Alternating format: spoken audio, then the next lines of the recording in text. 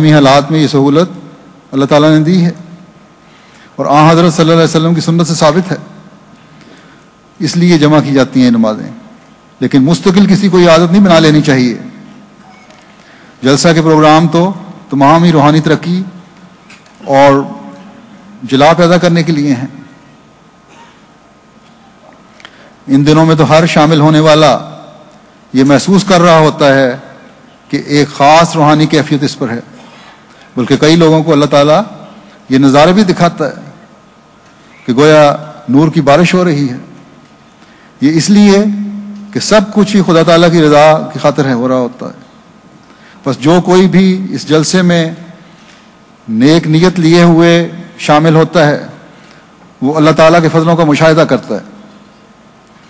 بلکہ ہر سال کئی غیر بھی اس بات کا اظہار کرتے ہیں کہ ہم نے ایک عجیب ماحول دیکھا ہے جو ہمارے دلوں پر عجیب کیفیت طاری کر رہا تھا. بس یہ دن ایسے ہیں جو عام دنوں سے مختلف ہیں، اس لیے اگر ان دنوں میں نمازیں جمع کرنے کی سہولت ہے تو اللہ تعالیٰ کی دی ہوئی سہولت کے مطابق ہے. کسی نوجوان کو یا کسی کو بھی اس سے یہ تاثر نہیں لینا چاہیے کہ عام حالات میں بھی جمع کریں. عام حالات کے لیے کتابوں موقوتہ یعنی وقت مقررہ پر ادائیگی کا حکم ہے. بس ہمیں ہمیشہ یاد رکھنا چاہیے کہ اس جلسے میں شامل ہونے سے ہمارے روحانی معیار بلند ہونے چاہیے، ہماری عبادتوں میں بہتری کی طرف قدم بڑھنے چاہیے جو ہمیں خدا تعالیٰ کا قرب دلانے والے ہوں. اور یہ اس وقت ممکن ہے جب جیسا کہ حضرت مسیح موعود علیہ السلام نے فرمایا خدا کی عظمت دلوں میں بٹھاؤ. جب ہم خدا کی عظمت دلوں میں بٹھائیں گے اور اس کی توحید کا اقرار نہ صرف زبان سے بلکہ عملی طور پر کرو، اور یہ عظمت اس صورت میں دلوں میں بیٹھ سکتی ہے جب اسے اللہ تعالیٰ کو تمام طاقتوں کا سرچشمہ سمجھا جائے. اور یہ صورت پیدا ہونا بھی اللہ تعالیٰ کے فضل پر منحصر ہے، اور اس کے فضل کی تلاش کے لیے پھر اس کے آگے جھکنے کی ضرورت ہے. اور یہی چیز ہے جو اس کی توجہ کے عملی اظہار اور اقرار کا باعث بنے گی. جب تمام دنیاوی دھندے اور ذمہ داریاں بھول کر خدا تعالیٰ کی طرف توجہ پیدا ہوگی تو یہی اللہ تعالیٰ کی توحید کا اقرار ہے.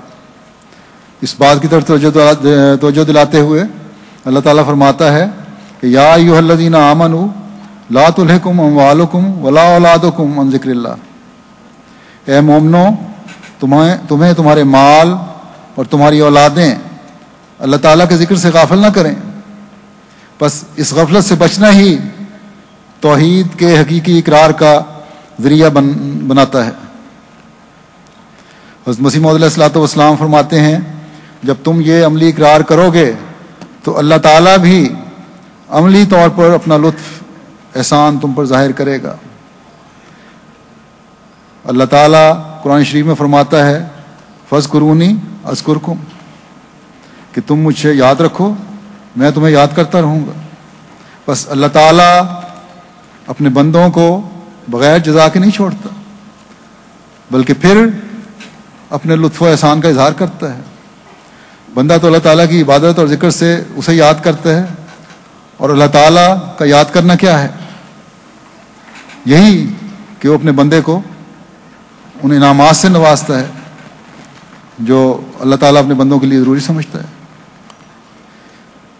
حضرت مسیح موعود علیہ السلام فرماتے ہیں کہ قرآن شریف میں ہے کہ اذکرونی اذکرکم واشکروا لی ولا تکفرون، یعنی اے میرے بندو تم مجھے یاد کیا کرو اور میری یاد میں مصروف رہا کرو، میں بھی تم کو نہ بھولوں گا، تمہارا خیال رکھوں گا، اور میرا شکر کیا کرو اور میرے انعامات کی قدر کیا کرو اور کفر نہ کیا کرو.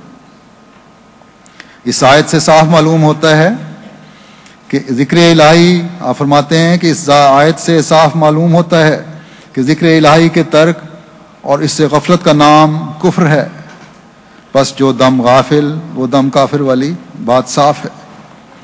یہ 5 وقت تو خدا تعالیٰ نے بطور نمونہ کے وقت مقرر فرمائے ہیں، ورنہ خدا کی یاد میں تو ہر وقت دل کا لگا رہنا چاہیے، خدا کی یاد میں تو ہر وقت دل کو لگا رہنا چاہیے اور کبھی کسی وقت بھی غافل نہ ہونا چاہیے۔ اٹھتے بیٹھتے چلتے پھرتے ہر وقت اسی کی یاد میں غرق ہونا بھی ایک ایسی صفت ہے کہ انسان اس سے انسان کہلانے کا مستحق ہو سکتا ہے اور خدا تعالیٰ پر کسی طرح کی امید اور بھروسہ کرنے کا حق رکھ سکتا ہے۔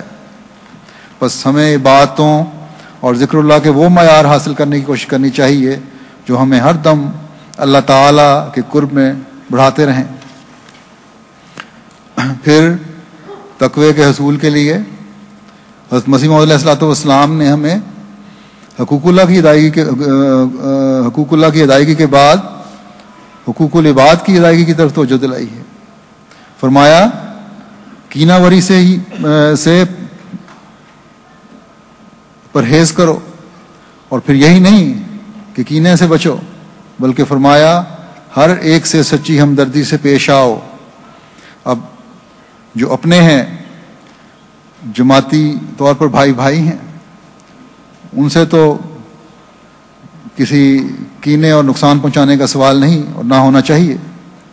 ایک احمدی کی ہے کہ یہی خصوصیت ہونی چاہیے۔ فرمایا کہ اس سے پرہیز کرو، کیونکہ تمہارے معیار یہ ہونے چاہیے کہ تمام بنی نوع انسان سے ہمدردی کا جذبہ ہو، اور یہی بات آپ نے شرائط بیت میں بھی تعریف فرمائی ہے، اس میں رکھی ہے۔ جیسا کہ فرمایا عام خلق اللہ کی ہمدردی میں محض للہ مشغول رہے گا، اور جہاں تک بس چل سکتا ہے اپنی خدا داد طاقتوں اور نعمتوں سے بنی نوع کو فائدہ پہنچائے گا۔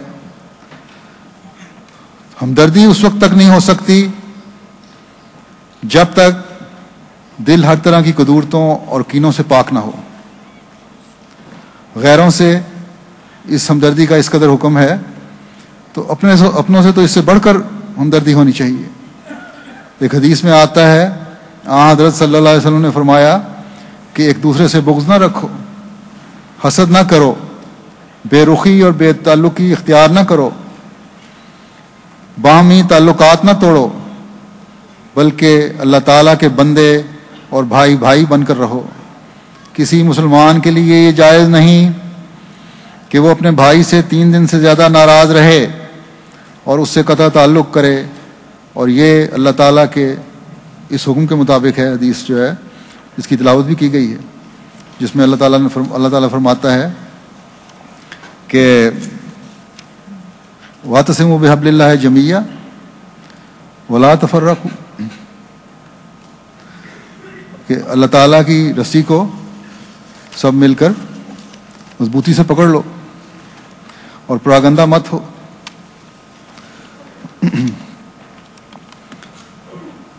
اس میں اللہ تعالیٰ کی رسی مضبوطی سے پکڑنے کا جو حکم ہے، یہ رسی کیا ہے؟ ایک تو اللہ تعالیٰ کے احکامات ہیں، وہ شریعت ہے جو خدا تعالیٰ نے قرآن شریف کی صورت میں ہم پر اتاری ہے، کیونکہ اگر ان احکامات پر عمل نہ کیا اور ان واقعات پر غور نہ کیا جو قرآن کریم نے انبیاء کے ذکر میں بیان کیے ہیں یا کسی بھی صورت میں بیان کیے ہیں، تو ان کے نتائج کا انسان مورد بن سکتا ہے جو پہلی قوموں پر گزرے تھے۔ حضرت مسیح موعود علیہ الصلوۃ والسلام نے بڑے واضح طور پر یہ فرمایا ہے کہ یہ واقعات صرف قصے کہانیوں کے طور پر نہیں لکھے گئے، بلکہ یہ پیش گوئیاں ہیں تمہیں ہوشیار کرنے کے لیے کہ اگر تمہارے اعمال بھی اللہ تعالیٰ کے بتائے ہوئے راستے کے مطابق نہ ہوں گے تو تمہارا انجام بھی ویسا ہو سکتا ہے۔ بس جیسا کہ حضرت مسیح موعود علیہ الصلوۃ والسلام نے فرمایا ہر راہ نیکی کی اختیار کرو، نامعلوم کس راہ سے قبول کیے جاؤ، اس بات کو سامنے رکھتے ہوئے اللہ تعالیٰ کے احکامات کو ہر وقت سامنے رکھنا چاہیے۔ حضرت مسیح موعود علیہ الصلوۃ والسلام نے جو ہمیں بڑی سختی سے یہ تنبیہ فرمائی ہے کہ جو قرآن کریم کے 700 حکموں میں سے ایک چھوٹے سے حکم کو بھی ٹالتا ہے وہ نجات کا دروازہ اپنے ہاتھ سے اپنے اوپر بند کرتا ہے۔ یہ ہمارے فائدے اور تقویٰ میں ترقی کے لیے ہے۔